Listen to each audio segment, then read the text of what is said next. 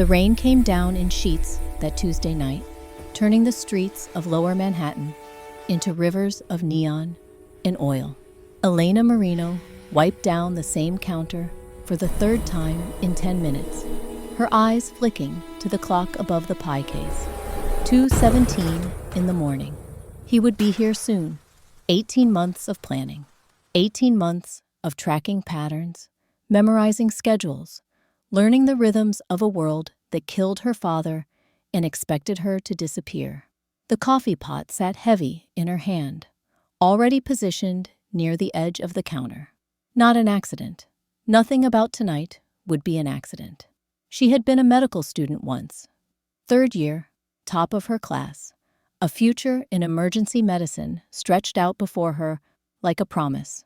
That was before the phone call, before the words, "Your father," and Chicago, and "I'm sorry for your loss," shattered everything she thought she understood about the world. Anthony Marino had been a good man, a bookkeeper, who kept other people's secrets and never asked questions. Until he asked the wrong one. Vincent Donato put 2 bullets in her father's head in a warehouse outside Chicago. Elena knew because she had spent 3 years piecing together the truth from police reports she shouldn't have been able to access and conversations she shouldn't have been able to hear. She knew because she had learned to become invisible. A waitress in an all-night diner. A woman men like Vincent would never notice until it was too late. The door chime rang. Not him. Just a drunk looking for coffee and somewhere to sleep. Mick, the manager, waved him off with the kind of casual cruelty that came from 20 years of night shifts and broken dreams. Elena poured herself a cup, let the bitter smell ground her. Her grandmother's voice echoed in her memory, teaching her the old Sicilian phrases, the codes that separated insiders from everyone else. Il sangue non si lava con l'acqua. Blood is not washed with water. It is washed with blood. Nonna Giulia had been from Corleone, from the old families, though she never spoke about it directly. Just lessons disguised as bedtime stories. Just warnings wrapped in fairy tales. Elena had listened. She had learned. And now, 5 years after her father's murder, 3 years after dropping out of medical school with $18,000 in debt and nothing but rage to show for it, she was ready.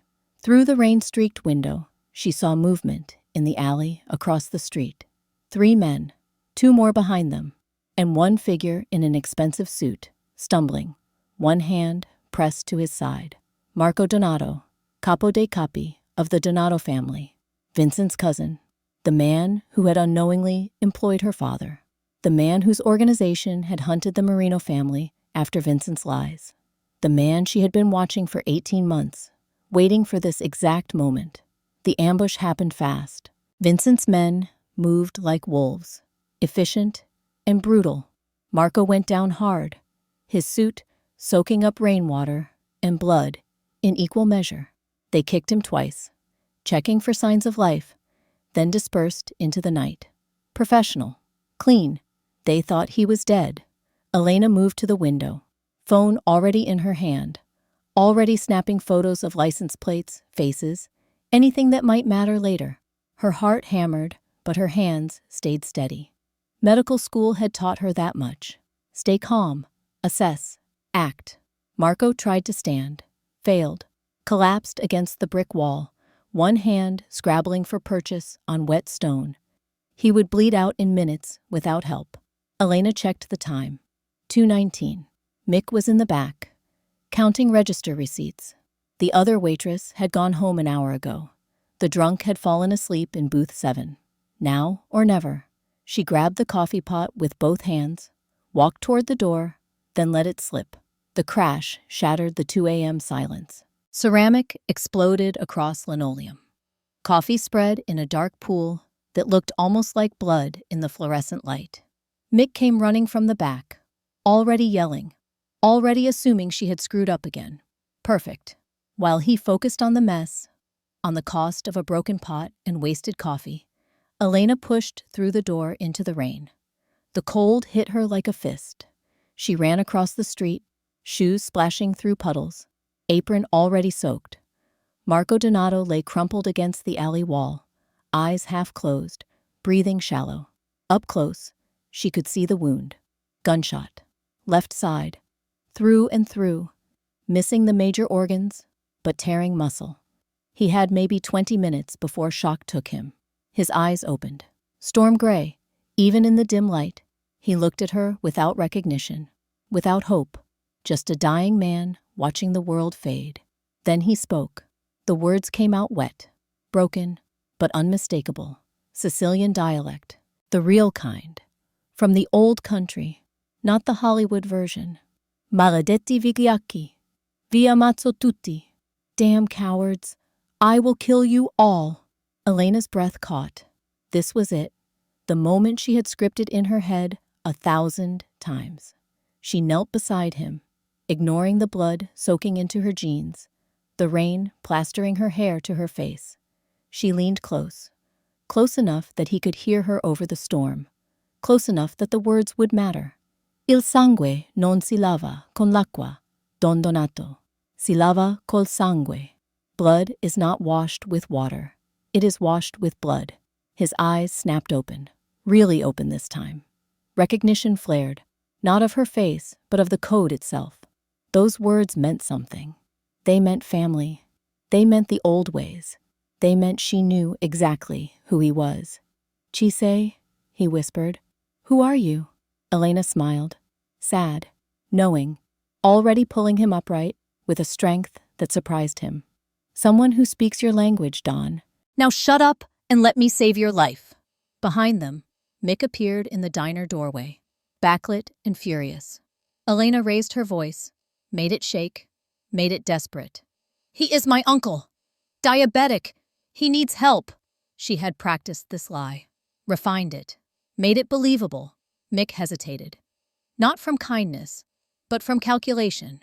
A dying man in his diner meant police. Police meant questions about the poker game. He ran in the back room. About the way he paid his kitchen staff under the table. About the expired permits and health code violations. Elena pressed her advantage. Help me get him to my car, or I swear I will call the health inspector about the rats in the walk-in freezer. Mick went pale. The rats were real. Elena had documented them, photographed them, kept the evidence for exactly this kind of moment. He grabbed Marco's other arm, helped her drag him toward the street. Her Honda Civic sat at the curb, old and rusted, but running. She had kept it maintained for this. For tonight, they dumped Marco into the passenger seat. He groaned, conscious but fading. Elena slammed the door, met Mick's suspicious stare. Family emergency, she said. I will make up the shift. She did not wait for his response. She climbed behind the wheel, started the engine, pulled into traffic before he could ask questions she could not answer, without breaking the careful web of lies she had spent 18 months constructing. The drive to her apartment took 12 minutes. Every red light felt like an eternity. Marco drifted in and out of consciousness, muttering in Sicilian, sometimes in English. Once, he said a name, Isabella. Said it like a prayer, like a goodbye. Elena kept her eyes on the road, on the rearview mirror, checking for tails, for witnesses, for anything that might derail the plan. Her apartment building rose from the Queen's landscape like a tired monument to broken dreams. 4th floor walk-up, no elevator. She parked in the alley behind the building, killed the engine, looked at Marco. He was bigger than her by 6 inches and 70 pounds. Getting him upstairs would be nearly impossible. She did it anyway, step by step, floor by floor. His arm around her shoulders, his weight threatening to drag them both down. At the 3rd floor landing, he tried to speak. Leave me. Not a chance. I am dying. Not on my watch. His laugh turned into a cough that brought up blood. Elena kept climbing. Her apartment was small, studio, clean but sparse. The walls held embroidery hoops, her one hobby from before, when she had been someone else. Someone with a future that did not involve blood and revenge. She laid Marco on the couch, ignored his groan of pain, went to the kitchenette. Medical school had taught her what she needed to know. 3 years was enough to understand trauma, to know how to treat a gunshot wound without a hospital. She returned with vodka, tweezers, a lighter, and her sewing kit. Not ideal, but it would work. She ripped his shirt open. Buttons scattered across the floor like dice. The wound was worse up close. Entry and exit. Clean enough, but the bleeding had not stopped. She poured vodka over the torn flesh without warning. Marco's back arched off the couch. The sound he made was somewhere between a scream and a growl. Animal. Raw. He bit down on his leather belt to keep from making it again. Elena worked fast, heated the tweezers in the lighter flame, picked debris from the wound, threaded a needle with steady hands. This was not the first time she had sewn flesh. Medical school rotations in the ER, practice sutures on pigskin and synthetic models. But this was different. This was Marco Donato. This was the man whose cousin had destroyed her life. This was the chess piece she needed alive. She stitched with the same precision she used on her embroidery. Small, neat stitches. He watched her through pain-glazed eyes, sweat dripping from his nose, breathing hard through his teeth. When she finished, she covered the wound with a clean bandage, sat back on her heels, looked at him, really looked at him, not as a tool, not as revenge, but as a man who had nearly died and now owed her his life. "You have good hands," he managed. His voice was hoarse, wrecked. "Where did you learn this?" Elena washed the blood off her fingers in the tiny sink. "I went to medical school. For 3 years. What happened?"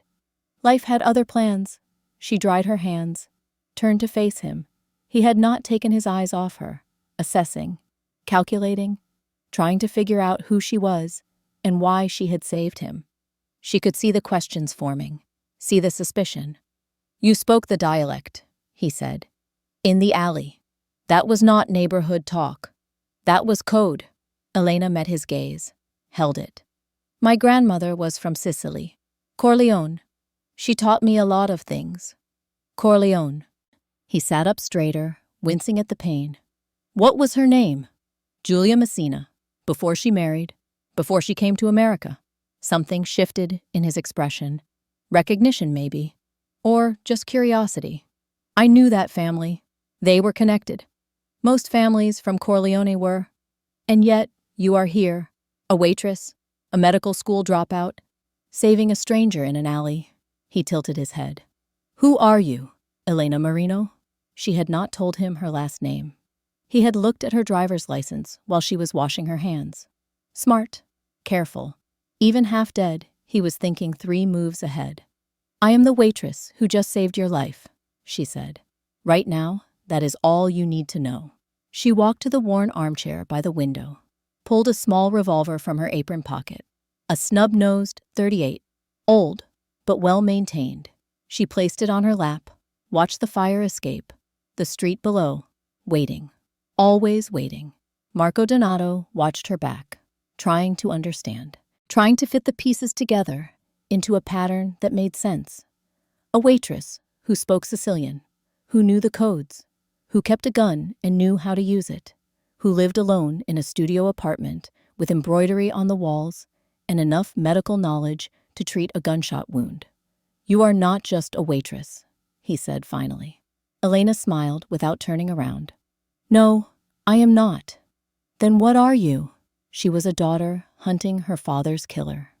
She was a medical student who had traded her stethoscope for a gun. She was 18 months of planning and patience and rage. She was the trap that had just sprung shut. But she did not say any of that. Not yet. Instead, she said, "I am someone who knows your cousin Vincent tried to kill you tonight, and I am someone who can help you make him pay." The silence that followed lasted 3 heartbeats. Then Marco Donato laughed. It hurt him. She could hear the pain in it, but he laughed anyway. "You know about Vincent." "I know a lot of things, including who I am." "Including that." Another silence. Longer this time. She heard him shift on the couch, heard fabric rustle as he tried to find a position that did not make the wound scream. Why did you save me? He asked. The truth. Elena turned to face him. This was the moment where she decided how much truth to tell, how many cards to show. She had planned this conversation, scripted it, practiced it in front of her bathroom mirror until the lies sounded like truth and the truth sounded like lies. 5 years ago, she said, Vincent Donato killed my father, Anthony Marino. He was a bookkeeper, worked for your organization in Chicago. He found something he should not have found. Vincent murdered him and made it look like my father stole money and ran. Marco's expression did not change, but his eyes did. They went cold, calculating.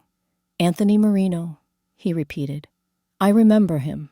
Good man, honest. We were told he embezzled and disappeared. Vincent led the investigation himself. Vincent lied. My father discovered he was stealing from the pension fund. Hundreds of thousands, maybe more. When my father confronted him, gave him a chance to make it right, Vincent killed him. Elena's voice stayed level, calm.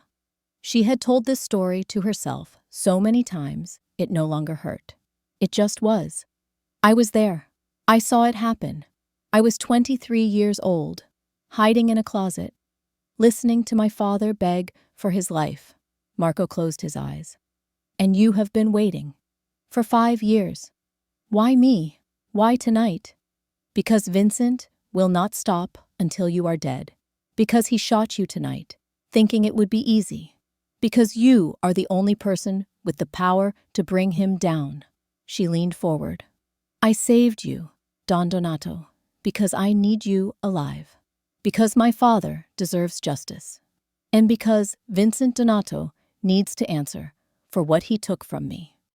The truth and the lie were so tangled together, she could barely tell them apart anymore. Yes, she wanted justice. Yes, Vincent had killed her father. But the rest, the careful timing, the months of tracking Marco's movements, the knowledge that tonight Vincent would strike. The coffee pot dropped at exactly the right moment. All of that was calculation. All of that was the plan. Marco studied her face, looking for cracks, for tells. She had medical school poker face. She had 3 years of hiding grief behind professional competence. She gave him nothing. You are either very brave, he said slowly, or very foolish. Maybe both. Vincent is dangerous. If he learns you are alive, that you witnessed what he did, he will kill you. He will make it slow. I have been hiding for 5 years. I can hide longer. You cannot hide if you are standing beside me. Elena smiled. Then I guess I am done hiding. His phone rang. The sound startled them both. Elena had retrieved it from the alley, wiped the blood off, placed it on the side table. Now it buzzed and lit up with a name. Frank. Marco reached for it, winced, answered. Speak. The voice on the other end was rough, worried. Elena could hear it from across the room. Marco listened. His expression hardened. When he spoke, his voice was cold iron. Vincent is a liar and a traitor. I am alive. But for now, I am a ghost. He paused. Who is with him? More talking from the other end. Marco's jaw tightened. Good. Tell the loyal ones to wait. I will contact you in 48 hours. Stay quiet. Stay smart. And Frank, if Vincent asks about me, you found nothing. He hung up, set the phone down, looked at Elena with something close to respect. Vincent is calling a transition meeting. Tomorrow night. Pierre Hotel. Big gala. All the families. He is going to announce himself as my successor. And you are going to crash his coronation. We are going to crash his coronation. Marco swung his legs off the couch, stood slowly, testing his balance. The pain showed on his face, but he did not make a sound. But you cannot walk in there as a waitress, Elena Marino. You need a role. A reason to be by my side that Vincent cannot attack without starting a war. Elena saw where this was going, had anticipated it, in fact, had hoped for it. What role? She asked, even though she knew. Marco walked to the window, looked out at the sleeping city. My fiancé. In our world, that gives you immunity, protection, status. That is a lie. Is it? He turned to face her. You saved my life. In the old ways, that creates a bond deeper than marriage. Blood debt. It is real, Elena. Whether we call it engagement or alliance or partnership, it is real. She let the silence build. Let him think she was considering. Let him believe this was his idea. All right, she said finally. I will be your fiancé. But after Vincent pays for what he did, we are done. I go my way. You go yours. Marco nodded. After Vincent pays, you are free. Another lie. Because Elena knew something he did not. Knew something she had learned in 18 months of surveillance and research and careful investigation. Vincent was not the only monster in the Donato family. And Marco, for all his honor, for all his rules, was still part of the machine that had killed her father. But that truth could wait. For now, she had him exactly where she needed him. Alive, grateful, ready to help her destroy the man who had destroyed her family. She walked to her closet, pulled out the clothes she had been saving. Not waitress clothes, not medical student clothes, something in between. Something that would transform her from invisible to unforgettable. How long do I have?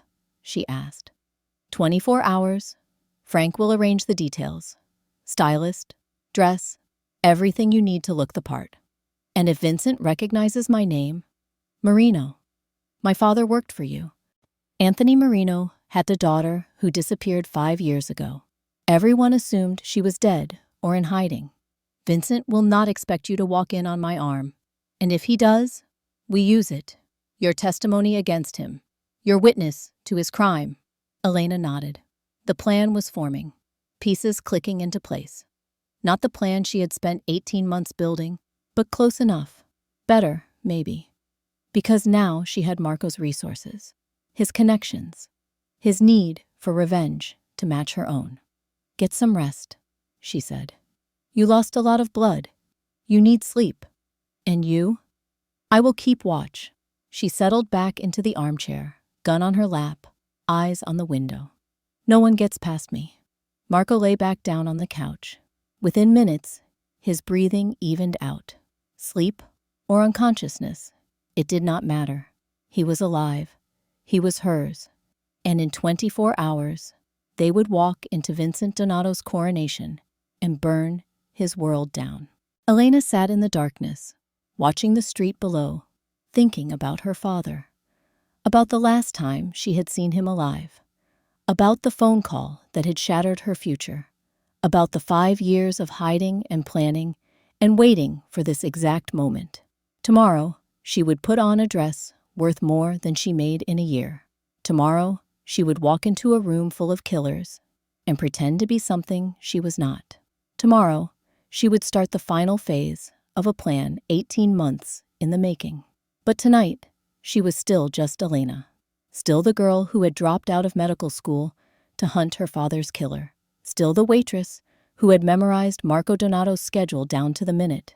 Still the daughter who had learned Sicilian from her grandmother and violence from necessity. The coffee pot had not slipped by accident. The timing had not been luck. And the man sleeping on her couch had no idea that he had just become the weapon she would use to destroy everything Vincent Donato had built. Elena smiled in the darkness, checked her gun, watched the street. The game had begun, and she was 3 moves ahead. Dawn broke over Queens like a wound, red and raw. Elena had not slept. She sat in the armchair by the window, gun still on her lap, watching Marco Donato breathe. In sleep, his face softened. The hard edges that came from 20 years of ruling an empire faded, and she could see the man beneath the monster. Or maybe that was what she told herself to justify what came next. Her phone buzzed. A text from an unknown number. Stylist arrives 10 a.m. Frank. She deleted it, stood, stretched muscles that had gone stiff from hours of stillness. Her apartment smelled like coffee and copper. Blood had seeped into the couch cushions. She would have to throw them away. Evidence. Always thinking about evidence. Marco woke slowly, pain pulling him from whatever dreams men like him had. He sat up, pressed a hand to the bandage, checked for fresh bleeding. His eyes found her immediately. "You stayed. I said I would." Most people say things they do not mean. Elena walked to the kitchenette, started a fresh pot of coffee. "I am not most people." She had learned this about him during her surveillance. Marco Donato drank his coffee black, no sugar, hot enough to burn. He read the Wall Street Journal before the Times. He visited his wife's grave every Sunday, rain or shine. He had patterns, routines, the kind of predictability that made him easy to track and impossible to surprise. Except she had surprised him, and that gave her power. "Tell me about Vincent," she said, pouring 2 cups. "Not the business, the man. What made him this way?" Marco accepted the coffee, sipped it, closed his eyes briefly. "We grew up together, brothers in everything but blood. My uncle raised us both after my mother died. Vincent was always hungry, always wanting more. But he was loyal, or I thought he was. What changed? My uncle chose me as successor, not Vincent. I think that broke something in him, made him realize he would always be second, always in my shadow." Marco set the cup down. 3 years ago, my wife Isabella died. Cancer. Vincent was there through all of it.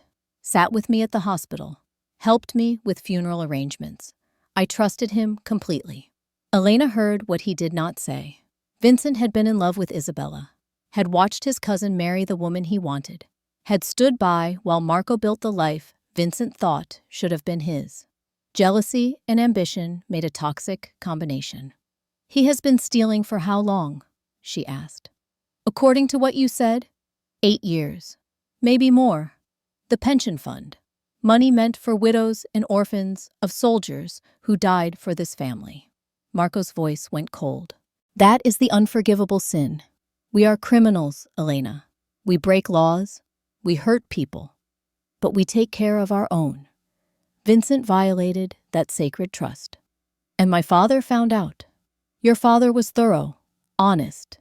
If he saw the discrepancies, he would have reported them. Probably came to Vincent first, gave him a chance to explain." Marco looked at her. That was his mistake. Vincent does not forgive witnesses. The knock came at exactly 10 a.m. Elena checked the peephole. 2 women, professional, carrying garment bags and makeup cases. Frank's people. She let them in, ignored their curious glances at Marco, at the blood on the couch, at the gun she slipped into her apron pocket. "You have 3 hours, the older woman said. Her name was Teresa. Silver hair, kind eyes, hands that had done this work for 30 years. "We are going to make you unforgettable." Elena looked at Marco. He nodded. She followed the women into her tiny bathroom. What happened next felt like a violation and a rebirth in equal measure. They stripped her down, cataloged her flaws, planned their attack. Too thin, skin too pale, hair too plain, nails bitten to the quick. They saw a project. Elena saw the cost of 5 years spent hiding. The shower ran hot. They washed her hair 3 times, used products that smelled like flowers and money, conditioner that cost more than her monthly rent. When she emerged, wrapped in a towel that was not hers, Teresa was waiting with a dress. Emerald green silk, custom made, tailored to measurements Frank must have obtained somehow. Elena did not ask how. She stepped into it, felt the fabric slide against her skin like water. The neckline plunged, but stayed elegant. The slit ran high on her thigh, but suggested rather than displayed. This was not a dress for a waitress. This was armor. The makeup came next. Foundation to hide the circles under her eyes, contouring to sharpen her cheekbones. Eyeshadow in shades of bronze and gold. Lipstick the color of blood. They worked in silence, transforming her face into something that belonged on a magazine cover instead of behind a diner counter. Hair took the longest. They dried it in sections, used a curling iron to create waves that fell past her shoulders, pinned pieces back with clips that sparkled. By the time they finished, 2 hours had passed, and Elena did not recognize herself. "Go look," Teresa said gently. Elena walked to the full-length mirror she had hung on the bathroom door 3 years ago. The woman staring back was a stranger. Beautiful, dangerous. Someone who could stand beside a mafia boss and not look out of place. Someone Vincent Donato would never connect to the frightened 23-year-old who had watched him murder her father. Marco appeared in the doorway behind her. He had cleaned up, changed into a fresh shirt Frank had delivered. The wound still hurt him. She could see it in the way he held himself. But he stood straight, shoulders back, every inch the king he claimed to be. "Madonna," he breathed. "You are stunning." Elena turned, met his eyes in the mirror. "Will it be enough?" "More than enough." He pulled a jewelry box from his pocket. Navy velvet, worn at the edges. "This was my wife's. I want you to wear it." Inside lay a necklace. Diamonds and emeralds, antique, worth more than Elena would make in 10 lifetimes of waiting tables. She started to refuse, but Marco was already lifting it from the box, stepping behind her, his hands gentle as he fastened the clasp. "Isabella would have liked you," he said softly. "You both saw good in a world that showed you darkness." The weight of the necklace felt like a collar, like ownership. Elena touched the stones, felt their cold fire against her skin. This was not part of the plan. This intimacy, this moment of genuine connection. She was supposed to be using him. Instead, she felt the first crack in her armor. "Tell me about her," Elena said. Marco smiled, sad, distant. She was a teacher. 2nd grade. She loved children, wanted a dozen of her own. We had one, a daughter, Sophie. Elena went very still. "You have a child?" 7 years old. I kept her existence quiet, protected. After Isabella died, I kept her even more hidden. Vincent knows about her, but not where she is, not who guards her. Marco's hands tightened on her shoulders. "She is the only good thing left in my life, Elena. And if Vincent ever got his hands on her, he would use her to destroy me." This was new information. 18 months of surveillance, and she had never known about Sophie. Marco had hidden his daughter so well. Not even his own organization knew the details. Elena's mind raced, recalculating, adjusting the plan. Where is she now? Safe house. Upstate. Guarded by people I trust absolutely. But Vincent is calling this gala, this transition meeting. He wants to make a show of family unity, of stability. Marco's voice went hard. "Frank just informed me. Vincent has arranged for Sophie to attend, as proof that the family supports him, as a prop. He is using a 7-year-old child. He is a monster. I told you this." Elena turned to face him. "Then we get her out of there, before the gala, before Vincent can use her. She is already in the city. Vincent's people picked her up 3 hours ago. They think they are protecting her. They do not know they are delivering her into his hands." Marco's jaw clenched. "If we move against them now, before the gala, Vincent will know I am alive. He will disappear. We will never get this chance again. So we go to the gala, we confront him, and we get your daughter out at the same time. You are asking to walk into a room full of killers while protecting a child." Elena met his eyes. "You are asking me to let a little girl be used as a pawn. I watched my father die, Marco. I will not watch yours be used the same way." Something shifted in his expression. Respect, maybe. Or recognition. He had been testing her, waiting to see if she was truly who she claimed to be, or just another person using him for revenge. She had just passed. "Tonight, then," he said. "We end this. All of it." The Pierre Hotel rose from 5th Avenue like a monument to old money and older sins. Elena sat in the back of the black SUV, hands folded in her lap, breathing steady. Frank drove. Marco sat beside her, close enough that their shoulders touched. The contact grounded her, reminded her this was real. The families will all be there, Marco said, reviewing the plan one more time. Falcone, Russo, DeMarco, Castellano. The Irish syndicate has representatives. Russians too. Everyone wants to see who takes my throne. And Vincent thinks he has won. He thinks I am dead. That is his first mistake.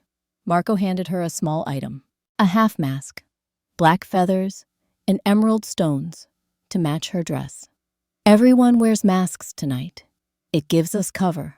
Stay close to me. Do not speak unless I ask you to. You are a mystery.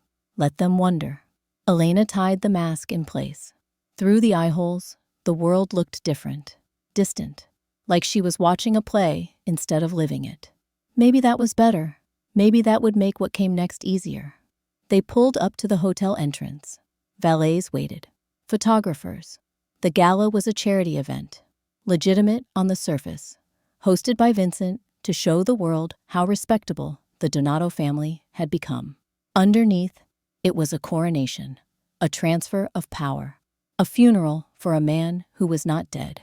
Marco stepped out first, buttoned his tuxedo jacket, offered his hand. Elena took it, let him help her from the car. The cameras flashed. She kept her head high, her expression neutral. Just another society woman on the arm of a powerful man. Nothing to see here. They walked through the lobby. Marble floors, crystal chandeliers, the kind of opulence that made Elena's $18,000 in student debt feel like a bad joke. But she had been a medical student once. She knew how to move in these spaces, how to pretend she belonged. The ballroom doors stood open. Music filtered out. Mozart, string quartet. The sound of civilization pretending violence did not exist. Marco paused at the threshold, his hand tightening on hers. Last chance to walk away, he said quietly. I have come too far to walk away now. They entered together. The ballroom was a sea of tuxedos and gowns. Masks turned faces into mysteries. Elena scanned the crowd, categorizing threats, mapping exits. Medical school had taught her anatomy. 5 years of planning had taught her strategy. She saw the security positioned at intervals, saw the way people moved, creating currents and eddies around the powerful. And at the center, on a raised platform, stood Vincent Donato. He looked like Marco. Same build, same coloring. But where Marco had gravity, Vincent had hunger. He wore his mask pushed up on his forehead, wanting everyone to see his face, his triumph. Beside him stood a little girl in a white dress, Sophie. Elena's breath caught. The child was beautiful. Dark curls like her father, serious eyes. She held a stuffed rabbit, clutched it like a lifeline. She did not want to be here. Elena could see it in the way she stood, shoulders hunched, eyes searching the crowd for someone who would save her. That is her, Marco whispered. His voice shook. That is my Sophie. Vincent was speaking into a microphone. His voice amplified across the ballroom. Friends, family, we gather tonight to mourn my cousin Marco, taken from us too soon, tragically. But we are not a family that breaks. We are a family that endures. The crowd murmured agreement. Elena felt Marco tense beside her. It falls to me to ensure our stability, our future. Tonight, I claim the seat of Capo. Tonight, we unite under new leadership. Vincent raised a glass. To Marco, may he rest in peace. The room prepared to toast. Glasses lifted. Then the music died. Because Marco had signaled Frank. And Frank had signaled the quartet. And in the sudden silence, every head turned toward the entrance. Marco Donato stood there, framed by the doorway, very much alive. Elena stood beside him, a vision in emerald green, a woman none of them recognized. The silence stretched, became absolute. Someone dropped a glass. The sound of it shattering was like a gunshot. Vincent went white, not pale, white. The color drained from his face as if someone had opened a vein. His mouth worked, but no sound came out. Marco began to walk, slow, deliberate. Each step echoed in the silent room. The crowd parted for him like water. Elena matched his pace, her chin high, her heart hammering so hard she thought everyone must hear it. They reached the base of the platform. Marco looked up at his cousin. When he spoke, his voice carried without the microphone. Cold, controlled, lethal. "Put the glass down, Vincent. It is not your birthday." A collective gasp rippled through the ballroom. Glasses shattered as hands went limp. Elena heard someone whisper a prayer. She kept her eyes on Sophie. The little girl had recognized her father. Her face lit up. She tried to move toward him, but a woman in black held her back gently. Vincent found his voice, stammering, desperate. "Marco, but we buried you. We found a body. You buried an empty box." Marco began climbing the stairs to the platform. "Clever, Vincent. Using my daughter as a prop. Making her stand here while you steal what is mine." "I thought you were dead. You shot me yourself." Marco reached the top of the platform, stood face to face with his cousin. "In a warehouse, 3 nights ago, left me to bleed out in the rain. Your men thought they finished the job. They were wrong." Vincent's eyes darted around the room, calculating, looking for support. He saw doubt on every face. Then his gaze landed on Elena. "Who is she?" he demanded. "You bring a stranger into our sanctuary? You parade her like a prize? You have lost your mind, Marco." Elena stepped forward. This was the moment, the reveal. She reached up, untied her mask, let it fall. Let everyone see her face. "My name is Elena Marino," she said. Her voice rang clear across the silent ballroom. 5 years ago, Vincent Donato murdered my father. Anthony Marino, your bookkeeper, the man who discovered you were stealing from the pension fund." The reaction was immediate. The families began talking. Whispers became murmurs, became shouts. Stealing from civilians was business. Stealing from the organization's own pension fund was unforgivable. That money supported widows, orphans, the families of soldiers who had died in service. Vincent's face twisted, rage replacing shock. "Lies. She is nobody. Street trash in borrowed silk. Marco has lost his mind." "I was there," Elena continued. "I watched you put 2 bullets in my father's head. I was 23 years old, hiding in a closet, listening to him beg for his life. You killed him. You blamed him for your theft. And I have been waiting 5 years for this moment." Marco turned to the assembled families. The heads of the 5 families stood together near the front. Don Falcone, Don Russo. Men who had known Marco for decades. Men who valued honor above profit. "Vincent betrayed us all," Marco said. "He shot me to take my place. He stole from our pension fund. He murdered an innocent bookkeeper and framed him. And now he uses my daughter as a shield." He gestured to Sophie. "Is this the man you want to lead us?" Don Falcone spoke. His voice was gravel and old wounds. "These are serious accusations." "I can prove all of it," Elena said. "My father kept notes, records. I have them hidden, dates, amounts." Shell companies Vincent used to hide the money. She was lying. Her father's records had burned with him.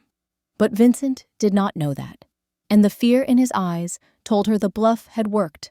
Vincent snapped, "Kill them, all of them. The child too, if you have to." His personal guard moved. 4 men, loyal only to Vincent's money. They drew weapons, but Marco had planned for this. The waiters who had been circulating with champagne dropped their trays. The sound of breaking glass was followed by the metallic click of safeties being released. Frank's men, a dozen of them, armed, ready. "Get down!" Marco roared. He grabbed Sophie with one arm, Elena with the other, dragged them both behind the platform's podium. The first shots rang out. Chandeliers exploded. Crystal rained down like diamonds. People screamed. Tables overturned. The charity gala became a war zone in seconds. Elena curled herself around Sophie, used her body as a shield. The little girl was crying, clutching her rabbit, trembling. Elena held her close, stroked her hair, whispered things she remembered her own mother saying when she was scared. "It is okay. You are safe. Your daddy is here. He will protect us. Just close your eyes. Think about something happy." "What is your rabbit's name?" Sophie's voice came out tiny, broken. "Mr. Fluffkins." "That is a perfect name. Tell me about Mr. Fluffkins. What does he like to eat?" The gunfire continued. Marco returned fire over the podium. Professional. Controlled. He was not trying to kill Vincent's men, just suppress them. Give everyone time to escape. The families fled toward the exits. The legitimate guests screamed and ran. In the chaos, Frank's men herded Vincent's guards toward the kitchen. "Now!" Marco grabbed Elena's hand. She scooped Sophie into her arms, the child's weight familiar somehow, right. They ran toward the kitchen entrance. Elena's heels made running impossible. She kicked them off, felt broken glass cut her feet, did not care. Sophie was crying against her shoulder. Elena held her tighter. They burst through the swinging kitchen doors. Chefs scattered. Frank stood by the loading dock, SUV running, back door open. They piled in. Elena slid across the seat, Sophie still in her arms, Marco climbing in behind them. Frank gunned the engine before the door fully closed. Bullets sparked off the armored exterior. Vincent's men had followed them into the alley, but the SUV was built for this, reinforced. The shots sounded like hail on a tin roof, loud but harmless. Frank took a corner hard enough to throw them against the door. Elena braced herself, kept Sophie protected between her body in the seat. They drove for 20 minutes, checking mirrors, taking random turns, making sure no one followed. Finally, Frank headed north, toward the Hamptons, toward the safe house Marco kept for emergencies, exactly like this. In the back seat, Elena became aware of the little girl in her arms. Sophie had stopped crying, but still held on tight. Marco sat beside them, checking Elena for injuries, his hands gentle despite the violence they had just escaped. "Are you hurt?" he asked. "My feet. Glass. Nothing serious." "And Sophie?" Elena looked down at the child, checked her over. No blood, no obvious injuries, just fear, just trauma that would take years to process. "She is okay, physically." Sophie pulled back, looked at Elena with those serious eyes. "Who are you?" Elena brushed curls from the child's face. "My name is Elena. I am a friend of your father's." "Are you his girlfriend?" The question caught her off guard. Marco answered. "Elena is helping me. She saved my life a few days ago. And tonight, she protected you. We owe her everything." Sophie studied Elena's face. Children saw things adults missed, saw the truth beneath the lies. "You were scared, but you did not run away. You stayed with me." "Of course I stayed. I would never leave you. People always leave." Sophie's voice was matter of fact, old beyond her years. "Mommy left, and Daddy keeps going away for work." Elena felt something crack in her chest. This child, this innocent, she had been a prop in Vincent's play, a tool in Elena's revenge. But sitting here, holding her, feeling her small heart beat fast against her ribs, Elena saw her clearly for the first time. Not as part of the plan, but as a person, a little girl who had already lost too much. "I am not going anywhere," Elena said, and meant it. The safe house sat on a cliff overlooking the Atlantic, modern glass and steel, beautiful and isolated. Marco had bought it 5 years ago, right after Isabella died. A place to escape, to grieve, to hide. They arrived just after midnight. Frank carried Sophie inside. She had fallen asleep during the drive, exhausted by fear and adrenaline. Elena followed, her feet leaving bloody prints on the white marble. Marco noticed, swept her into his arms before she could protest, carried her to the guest bathroom. He set her on the counter, knelt before her, examined her feet by the light of expensive fixtures. The cuts were shallow, painful, but not dangerous. He cleaned them with steady hands, applied antiseptic that stung, wrapped them in gauze. You should have worn the shoes, he said. They would have slowed us down. Sophie needed speed, more than I needed comfort. Marco looked up at her. You protected my daughter. Put your body between her and bullets. Why? Because it was the plan. Because keeping Sophie safe kept Marco loyal. Because a child was useful leverage. These were the answers she should have given. The ones that fit the narrative she had been building for 18 months.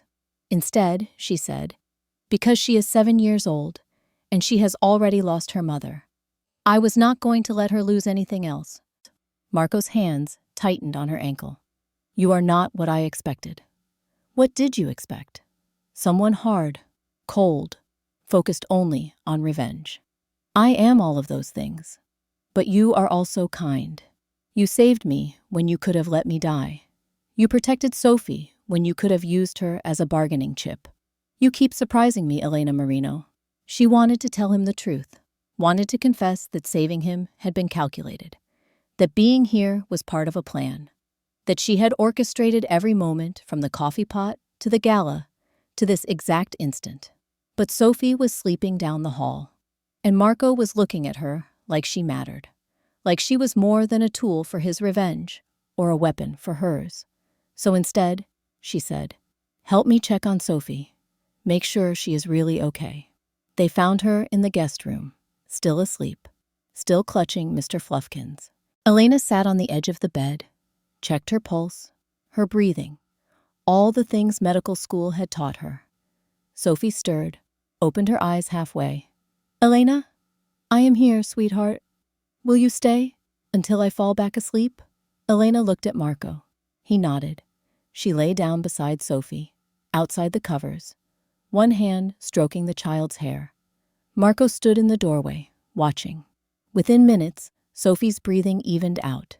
Deep sleep, safe sleep.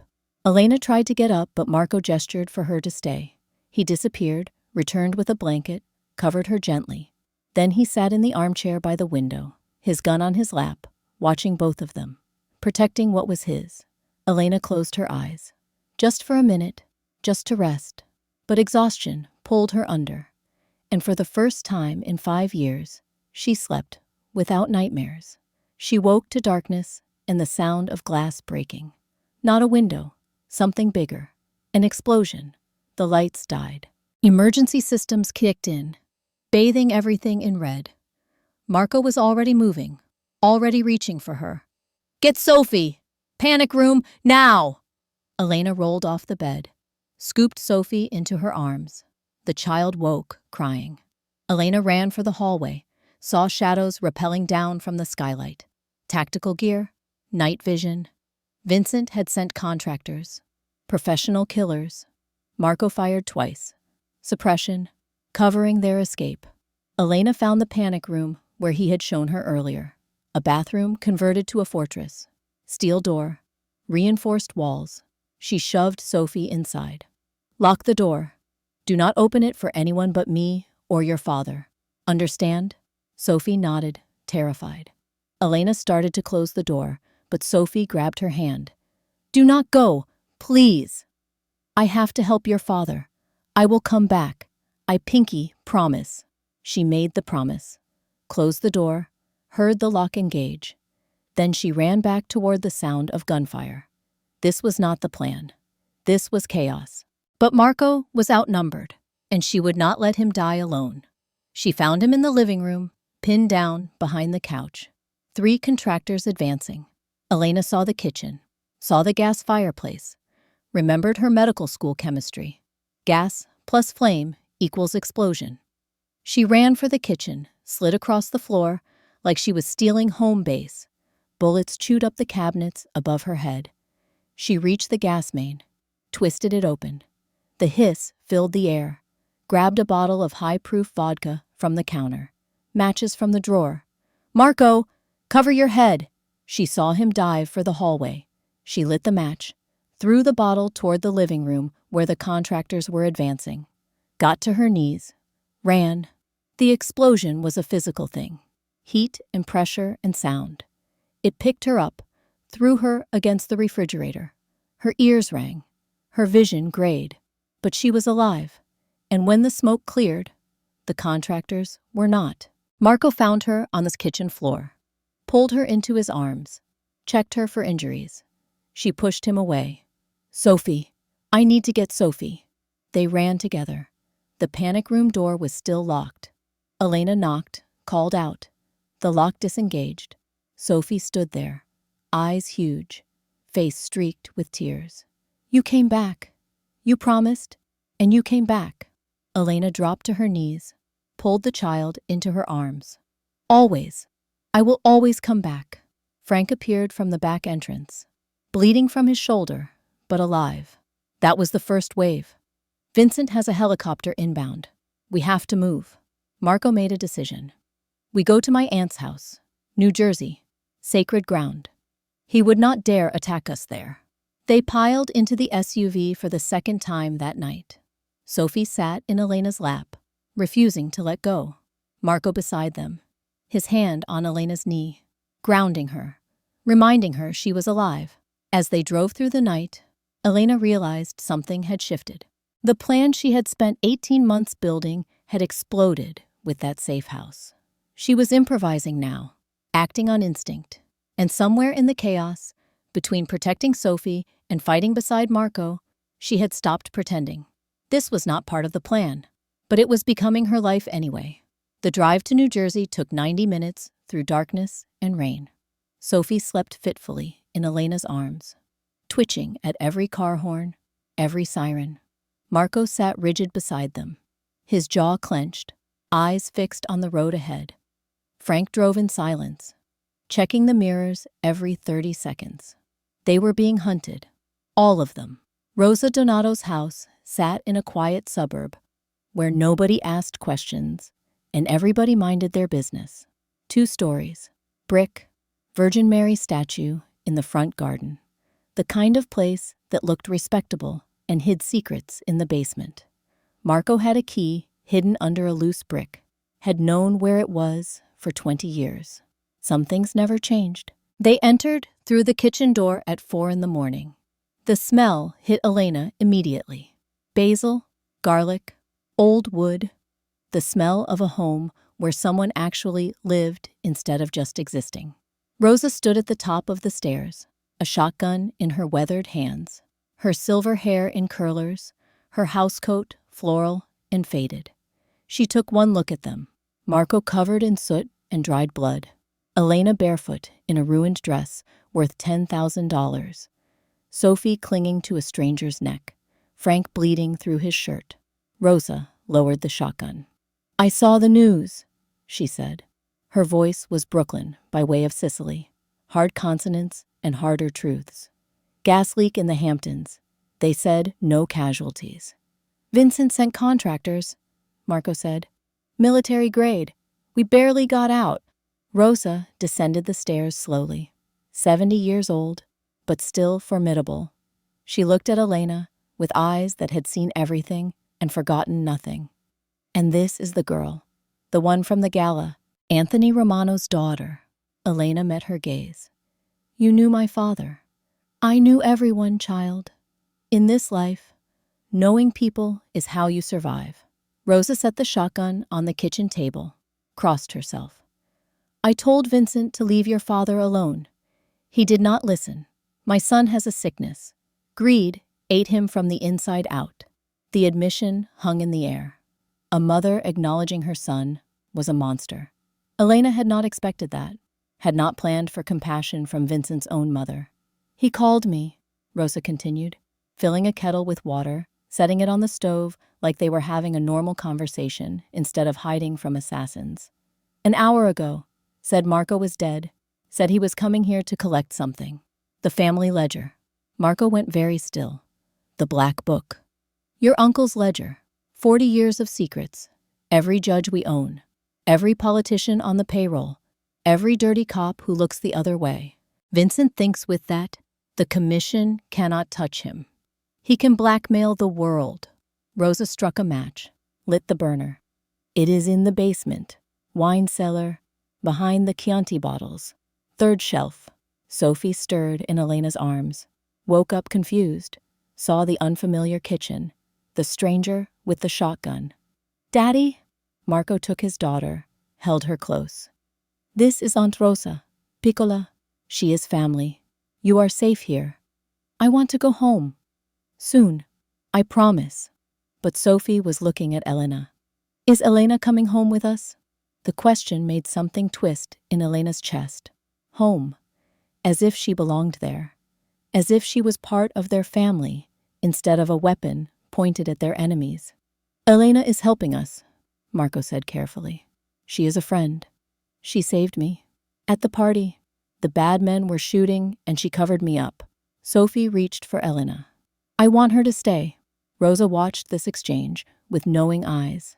She poured tea nobody wanted. Set out cookies Sophie was too scared to eat.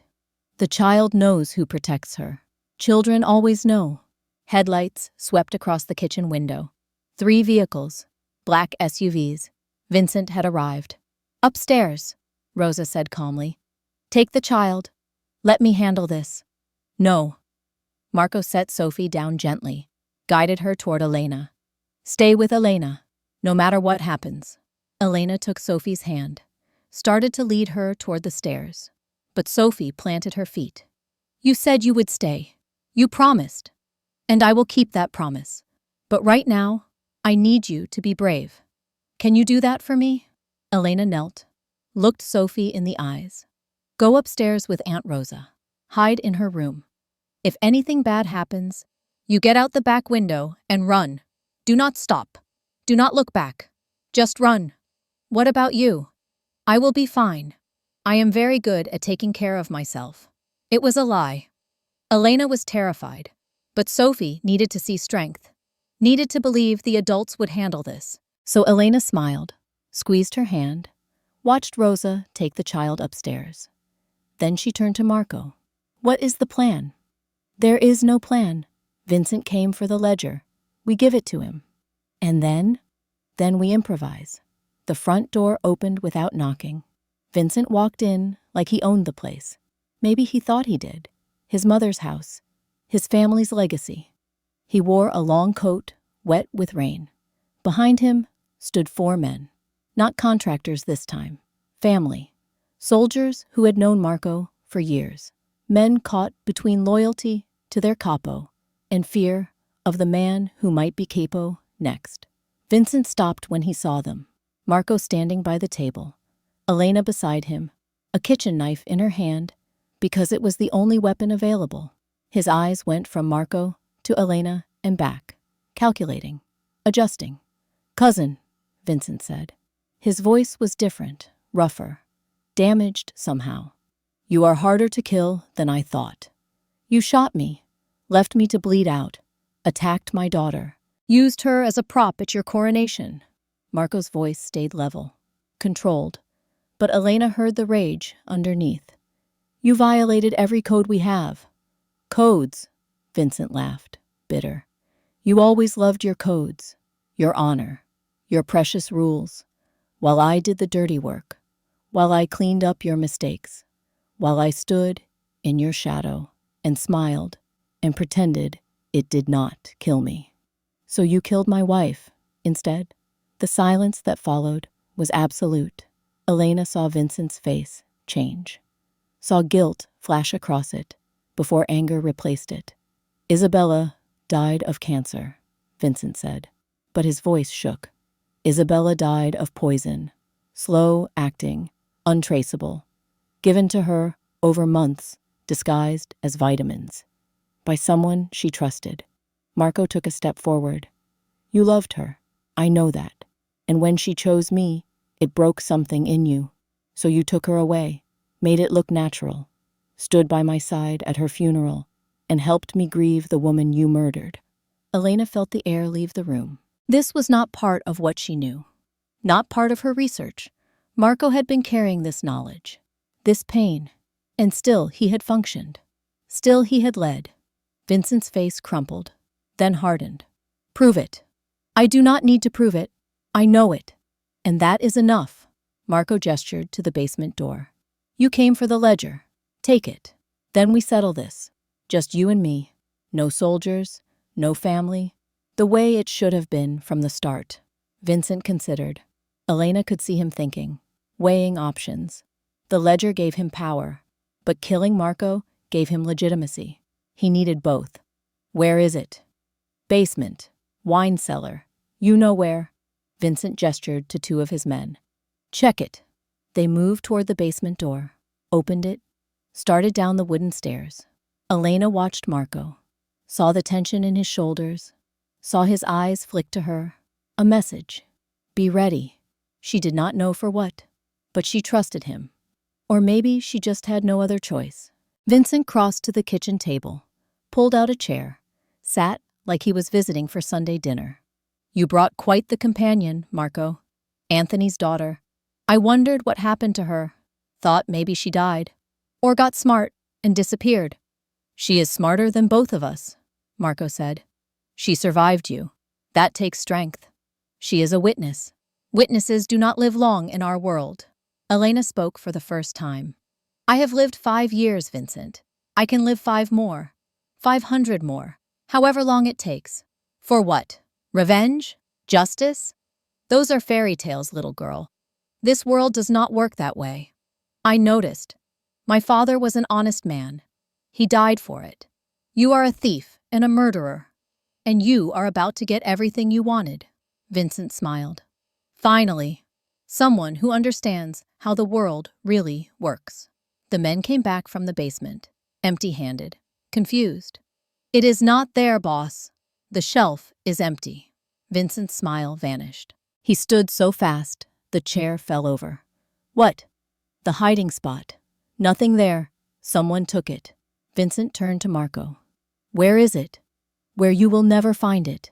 Vincent pulled a gun, pointed it at Marco's chest. Tell me, or I put a bullet in you right here, in your aunt's kitchen, in front of your woman. Elena moved without thinking, stepped between them, put herself in the line of fire. I will get it, she said. Marco grabbed her arm. Elena, no. Trust me. She met his eyes, willed him to understand. She had a plan, or the beginning of one. I know where it is. Vincent lowered the gun slightly. You have 2 minutes. Elena walked to the basement door, started down the stairs. The smell hit her halfway down. Wine, dust, age. The cellar was small, stone walls, wooden racks filled with bottles. She found the Chianti section, 3rd shelf, reached behind the bottles, felt the loose stone, pulled it free. The ledger was there, exactly where Rosa said it would be. Leather-bound, heavy, 40 years of secrets wrapped in dead cowhide. Elena opened it, saw names, dates, dollar amounts, crimes cataloged with the precision of an accountant. Her father's handwriting in some of the entries, careful, neat, evidence of a man who believed in order even in chaos. She could take it upstairs, give it to Vincent, watch him use it to destroy anyone who opposed him. That was the smart play, the safe play. Instead, Elena did something she had been training for since medical school, something she had not told anyone, not Marco, not Vincent, not even herself, until this moment. She read, not skimmed, read, page by page, name by name. Her eyes moved like a camera, photographing each entry, storing it in the part of her brain that never forgot anything. Photographic memory, the gift that had made medical school easy and made remembering her father's murder impossible. She read for 90 seconds, absorbed information faster than normal people could process, saw everything, the bribes, the bodies, the decades of corruption, and, on the last page, in her father's handwriting, a note. Vincent Donato, embezzlement, pension fund, total 2.3 million, years 2010 to 2018, evidence, attached records. Her father had known, had documented it, had tried to do the right thing, and died for it. Elena closed the ledger, pulled out the lighter she had taken from the safe house, the one she had kept in her pocket through everything, flicked it open, watched the flame dance. Sorry, Papa, she whispered, but this is the only way. She set the ledger on fire, The old leather caught fast. Flames spread to the wooden wine rack. The alcohol stored there acted as an accelerant. Within seconds, the whole section was burning. Smoke filled the small space. Elena ran for the stairs, screamed as loud as she could. "It is gone! Someone took it! The hiding spot is empty!" She burst into the kitchen, face streaked with soot, eyes wide with fake fear. Vincent stared at her. Then understanding dawned. He ran for the basement door, started down the stairs, saw the flames, the burning wreckage of his leverage. "Liar!" he screamed. "You burned it! It was gone when I got there!" Elena shouted back. But she was already moving, already positioning herself near the counter where she had left the kitchen knife. Vincent came back up the stairs. His face was a mask of rage. Behind him, smoke poured out. The fire was spreading. Old house. Dry wood. It would go fast. "If I cannot have it, no one can," Vincent said. He raised the gun, pointed it at Elena. Marco moved, faster than a man with a healing gunshot wound should be able to move. He did not shoot Vincent's men. He shot the ceiling, the chandelier fixture, heavy crystal and metal. It fell like a guillotine, crashed down on two of Vincent's soldiers, pinned them. Marco pumped the shotgun Rosa had left on the table, shot the third man in the knee. The man went down screaming. Vincent's gun swung toward Marco. Elena grabbed the kitchen knife, threw it. Her aim was terrible. Medical school had not covered knife throwing, but it was close enough. Vincent flinched. His shot went wide, shattered the window behind Marco's head. From the basement, Vincent's voice. "Help me! Fire!" The man had gone back down, probably trying to salvage something, anything. Now he was trapped. The smoke was thick, black, toxic. He would die down there without help. Rosa appeared at the top of the stairs, Sophie behind her. The old woman had tears streaming down her face. "Save him," she begged Marco. "Please, he is my son. Whatever he has done, he is still my son." Marco looked at the basement door, at the smoke, at Vincent's remaining soldier bleeding on the floor, at Elena holding the counter for support, at Sophie watching everything with those serious eyes. "Get them out," he said to Frank. "All of them, now." "Boss, you cannot go down there. I am not leaving him to burn, no matter what he has done." Marco grabbed a dish towel, wet it at the sink, held it over his mouth, started for the basement. Elena caught his arm. "You will die down there. Maybe, but I will live with myself after." He touched her face. "Gentle. Get Sophie somewhere safe. If I do not come back, you protect her. Promise me." "Marco, please. Promise me, Elena." "I promise." He went down into the smoke. Elena grabbed Sophie, ran for the front door. Frank was already outside with Rosa. They piled into the SUV. But Elena could not leave. Not yet. She ran to the side of the house, found the garden hose, smashed the basement window with a rock, fed the hose through, turned it on full blast. It was not much, probably not enough, but it was something. Sirens in the distance. Fire department, police. They had minutes before this place was swarmed with questions nobody could answer. Marco emerged from the basement, dragging Vincent, both of them coughing, smoke damaged. Vincent's face was blistered on one side, his hair singed, his expensive coat ruined. Marco dropped him on the lawn, stood over him, breathing hard. "You saved me," Vincent wheezed. "I saved the man you used to be, the one who took a bullet for me 20 years ago, the one I called brother." Marco looked down at his cousin. "That man died a long time ago. You are just a ghost wearing his face." Police lights appeared at the end of the street. Frank pulled the SUV around back. "Boss, now!" They ran, left Vincent coughing on his mother's lawn, left Rosa crying, left the burning house and 40 years of secrets turning to ash. Elena held Sophie in the back seat. The child was shaking, probably in shock, definitely traumatized. "Is my daddy okay?" Sophie whispered. Elena looked at Marco in the front seat. covered in soot, smelling like smoke, but alive. He is okay. He is right here. And are you okay? The question hit harder than it should have. Was she okay? She had just burned the evidence that could have given her justice, had chosen chaos over proof, had protected a child she barely knew instead of securing her revenge. Nothing about this was okay. Nothing was according to plan. But she looked at Sophie, saw herself at 7, before her father died, before the world taught her that good men finish last and monsters win. I am okay, Elena lied. As long as you are okay, I am okay. Sophie curled into her side, closed her eyes, trusted her. The weight of that trust was heavier than any ledger. They drove north, into the mountains, to a cabin Marco kept in the Adirondacks. Remote, off-grid, the kind of place people went to disappear. They arrived as dawn broke, pink and gold over pine trees, beautiful, peaceful, everything the last 12 hours had not been. Frank helped Sophie inside, put her in the small bedroom. She was asleep before he pulled the blanket up. Elena stood in the doorway, watching her breathe.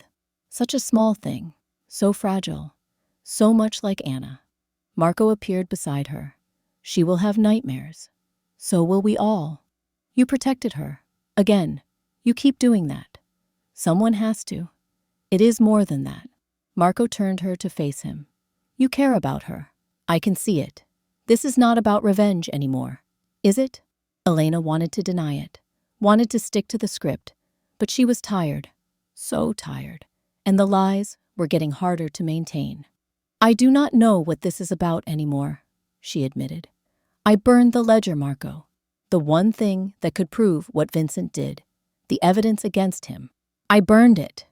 Why? Because he would have used it to hurt innocent people. Because 40 years of secrets should not exist. Because, she stopped, started again.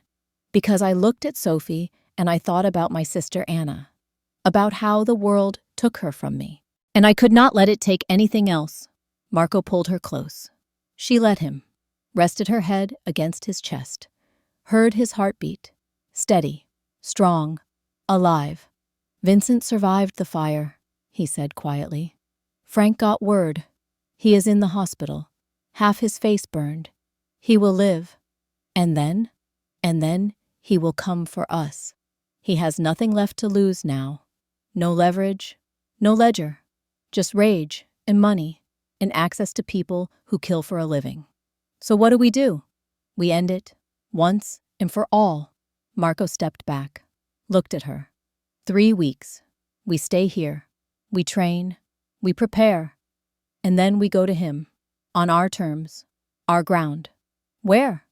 The casino construction site. The Donato Casino. My legacy project. He will call a meeting there. One last attempt to prove he has power. We will be waiting. Elena nodded. 3 weeks. 21 days. Enough time to heal. To plan. To figure out what came next. Enough time to fall completely out of the script she had written 18 months ago. The 3 weeks passed in a blur of ordinary moments that felt extraordinary. Sophie woke with nightmares every night. Elena would hear her crying, would go to her room, would sit on the edge of the bed until she fell back asleep. Sometimes Marco would be there already. Father, an almost stranger, taking shifts, protecting a child who had seen too much. During the days, Marco trained Elena. Self-defense had been one thing. This was different. This was preparation for war. He taught her to shoot properly, to move in a firefight, to think tactically instead of emotionally. Sophie would watch sometimes, wearing oversized earmuffs, reading books while the adults learned how to kill.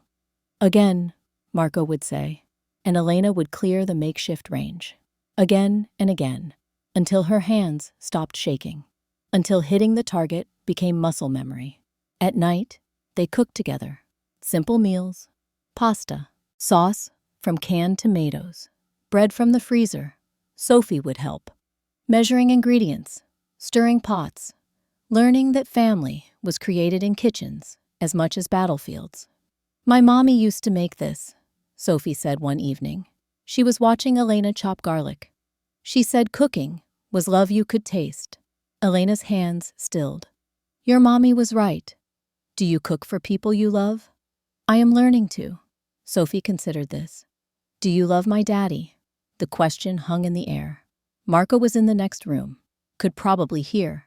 Elena chose her words carefully. Your daddy is a good man who has had to do hard things. I respect him. I trust him. And I care about him very much. That sounds like love. Maybe it is. I am still figuring it out. Sophie nodded sagely. Grown-ups are slow at figuring stuff out. Kids know faster. What do kids know? That you should be my new mommy. You already act like it. Elena's throat closed.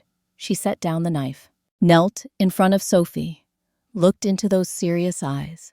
Sweetheart, I could never replace your mommy. She was special, irreplaceable. What I can be is someone who cares about you, who will protect you, who will be here when you need me. Like a friend? Like family. Sophie threw her arms around Elena's neck, held on tight. Okay, family. I like that. Marco appeared in the doorway, had been listening. His eyes were bright. When Sophie ran off to set the table, he crossed to Elena, pulled her up, kissed her forehead. Thank you, he said simply. For what? For giving her hope. For giving me hope. I have not done anything. You have done everything. The kiss that followed was inevitable. Slow, deep, full of promise and regret, and a future neither of them could guarantee. When they broke apart, Elena was shaking. Marco, there is something I need to tell you. After, he said. After we end this, after Vincent is gone, after we are safe, then you can tell me anything. But not before. I want to believe we have a future where confessions matter. So she kept her secret, kept the truth about the coffee pot, about the 18 months of planning, about how she had orchestrated his rescue, kept it locked away while they built something real on a foundation of lies. 3 weeks became 20 days, then 10, then 3. Frank arrived with news. Vincent had called a meeting. The casino. All families required to attend. He claimed to have proof of Marco's betrayal. Claimed Marco had been stealing, working with the FBI, turning on his own lies, but dangerous ones. He is desperate, Marco said. Desperate men do stupid things. This is our chance. The casino rose 50 stories above the Hudson River, a skeleton of steel and ambition, unfinished, exposed to the elements, the perfect stage for a final confrontation. They left Sophie with Frank at a safe house in Connecticut.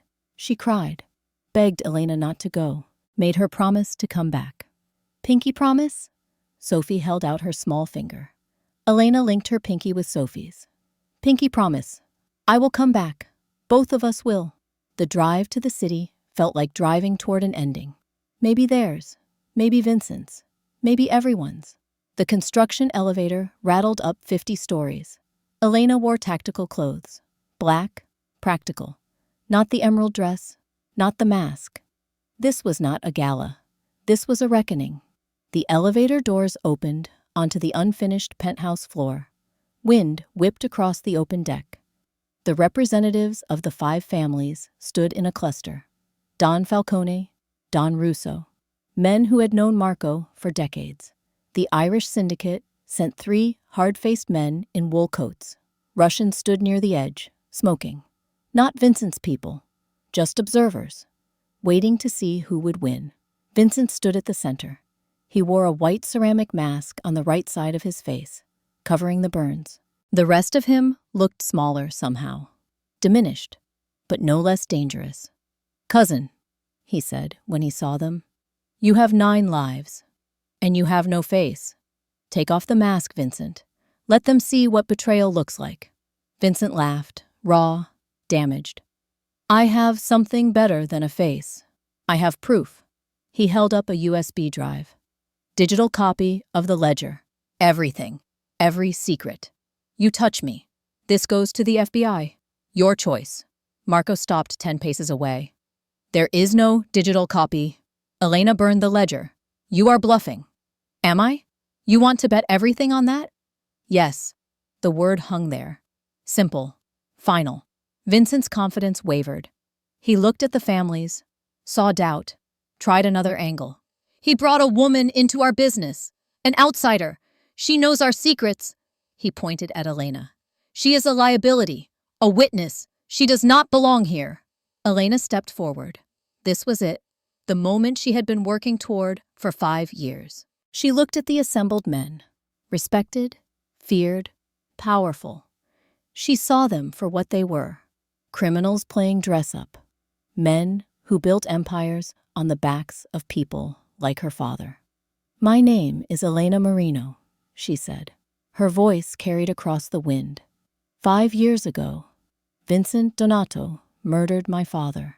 Anthony Marino, your bookkeeper, the man who kept your secrets safe. The families shifted, uncomfortable. Anthony had been one of them in a way, trusted. I was there. I saw it happen. But I have no recording, no proof, just my word. Elena paused. Let the words settle. Except, I have something better than proof. She tapped her temple. Photographic memory, medical school requirement. I read the entire ledger before I burned it. Every page, every name, every crime. 40 years of secrets. All of it. Right here. The silence was absolute. Even the wind seemed to hold its breath. Vincent went pale behind his mask. She is lying. Am I? Elena turned to Don Falcone. 1998. Waste management contract. You buried 3 union representatives in the foundation of the Giuliano Bridge. Miller, O'Shea, Klein, all 3 were fathers. All 3 had families who still do not know what happened to them. Falcone's face went white. Elena turned to Don Russo. 2005. Port Authority bribes. You paid $2 million to Councilman Higgins. He died 1 week later. Heart attack. Except it was not a heart attack. It was poison. Russo took a step back. She recited more. Names, dates, dollar amounts, crimes that should have stayed buried. The families listened in horror. She was a walking ledger, proof incarnate. And if they killed her, they could never be sure she had not written it down, shared it, created backup copies. Then Elena turned to Vincent. And you, Vincent Donato, 2010 to 2018, embezzled $2.3 million from the pension fund. Money meant for widows, for orphans, for the families of men who died in your service. My father discovered it, confronted you, gave you a chance to make it right. You killed him instead, blamed him for your crime, destroyed my family to hide your greed. Vincent raised his gun. Lies. All lies. She has no proof. I am the proof. Every judge you own, every politician on payroll, every dirty cop. I know them all. And as long as you leave me alone, that information stays locked away. But if anything happens to me, if I disappear, if I die suspiciously, it all goes public. Every name, every crime, everything. Elena looked at the families. We can have peace, or we can have war. Your choice. Don Falcone spoke. His voice was gravel and old blood. This is finished. Vincent, you are done. The commission does not back you. No, Vincent screamed. I am the future. Money is power. I have money. I have connections. You have nothing, Marco said quietly. The ledger is gone. The families will not support you. You stole from widows and orphans. In our world, that is unforgivable. Vincent's hand shook. The gun wavered between Marco and Elena. Then I have nothing to lose. He fired. Not at Marco, at Elena. But Marco was already moving. Tackled Vincent. The shot went wild. They hit the concrete hard, rolled. Vincent was younger, but Marco fought with the cold precision of a man who had already died once. He pinned Vincent, ripped the mask off. The scarred flesh underneath was terrible, melted, ruined. Vincent screamed, tried to cover his face. Marco stood, straightened his jacket. "You are not a boss," Marco said. "You are just a burned victim with a stolen dream." Vincent scrambled for the gun. Got it. Rolled onto his back, aimed at Marco. "Die!" Elena fired first. The shot echoed across the construction site. Vincent jerked. A small red hole appeared in the center of his chest. His eyes went wide, surprised. The gun fell from his hand. He slumped back. His head lolled over the edge of the building. Gravity took him. He fell silently into the 50-story abyss. Elena lowered the gun Marco had given her before they came up. Her hands were steady. She felt nothing, no triumph, no relief, just tired. So very tired. Marco walked to her. "You saved my life. Again. We are even now." He pulled her close, checked her for injuries, found none. Turned to the families. "Gentlemen, my fiancée has all your secrets. She wants peace. I suggest you give it to her." Don Falcone nodded slowly. "We have understanding, Don Donato, Miss Marino, peace." They left the casino together, walked away from Vincent's body, waiting 50 stories below, got in the car, drove in silence back to Connecticut, back to Sophie, back to the only thing that mattered. Sophie ran to them when they arrived, threw herself at Elena first, then Marco. "You came back. You pinky promised, and you came back." Elena held her, breathed in the smell of child shampoo and innocence. "Always. I will always come back." 2 years later, the world looked different. Anna's Cafe sat on a corner in the Lower East Side. Brick, ivy, a wooden sign that read, "Anna's Est, 2026. Photos covered one wall. Elena's family. Her father in his accounting office. Her mother in nursing scrubs. Anna at 12, gap-toothed and smiling. And new photos. Marco, Sophie, family dinners, beach trips. Ordinary moments that felt extraordinary. Elena stood behind the counter, 5 months pregnant, the bump just starting to show. She wore an apron, not a waitress apron, an owner's apron. This was her place. Built with money Marco had insisted on investing. Named for the sister she had lost. Sophie was 9 now, taller, still serious, but quicker to smile. She helped serve pastries after school, wore a mini apron that matched Elena's. Called her Mom now. Not Elena. Mom. The door chimed. Marco entered. Still in a suit, but different now. Legitimate businesses, real estate, restaurants, less blood, more paperwork. He kissed Elena, touched her belly. "How are my girls?" "We are good. Tired, but good." "Business?" "Packed all day. We might need to hire another person." Sophie appeared from the kitchen. "Mom, table 4 needs more coffee." And table 7 asked if we have gluten-free. "Mom." The word still made Elena's heart skip. They closed at 6, locked the doors. Sophie at a corner table doing homework. Marco washing dishes. Elena counting the register. Ordinary, domestic, everything she had not known she wanted. "Sophie, come here for a second," Elena said. The girl looked up. "Did I do something wrong?" "No, baby. I just want to ask you something." Elena sat down at the table, gestured for Sophie to join her. "Do you remember when we first met? At the Pierre Hotel? The party with the masks, where the bad men were shooting. Before that, do you remember the story about how I met your father?" Sophie nodded. "You saved him. He was hurt, and you helped him." "That is mostly true. But there is something I never told you. Or your father." Elena took a breath. "Your daddy did not just happen to find my diner. I was waiting for him. I had been watching him for a long time, learning his patterns.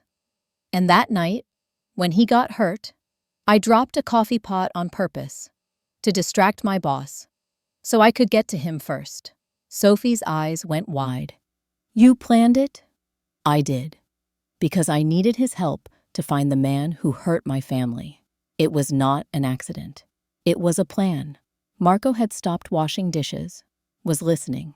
Elena had not told him she was doing this, had not warned him, but it was time. Time for honesty. Time for truth. "So, you tricked Daddy?" Sophie asked. "At first, yes, but then I met him, really met him. And then I met you, and everything changed. The plan stopped mattering. You two became real, became family, became home." Sophie considered this. 9 years old, but wise. "Are you still tricking us?" "No, baby. Never again. What we have now is real." "I promise." Sophie stood, walked to her father. "Did you hear that?" Elena was sneaky. Marco dried his hands, crossed to the table, sat down beside Elena. "I heard. Are you mad?" "I am the head of a criminal organization, Piccola. I understand strategy. I understand doing what you need to do to survive." He took Elena's hand. "What matters is what you chose when the plan stopped working. You chose us. You chose love over revenge. That is what matters." Sophie climbed into Elena's lap, carefully, mindful of the baby bump. "I am glad you were sneaky, because now you are my mom, and I love you." Elena's eyes burned. "I love you too, sweetheart. So much." They sat like that. 3 people who should not have been a family, but were. Sophie, between them. Marco's hand on Elena's shoulder. The cafe, quiet, around them. On the wall, Anna smiled from her photo. 12 years old, forever. Elena looked at her sister, at the life that had been stolen, at the revenge she had planned. But this cafe, this family, this ordinary, beautiful life, this was better than revenge. This was the best revenge. Living well, loving hard, building something good from the ashes of something terrible. "Come on," Marco said. "Let's go home." Home. A word that meant something now. Not the plan, not the script, just 3 people, soon to be 4, who had found each other in the darkness and decided to build toward light. They locked up, walked to the car. Sophie chattered about school, about her friends, about the baby names she liked. Elena listened, smiled, touched her belly where a new life grew. A life that would never know hunger, never know fear, never know what it felt like to lose everything. The coffee pot had not been an accident, but everything after, everything that mattered, that had been real. And in the end, that made all the difference.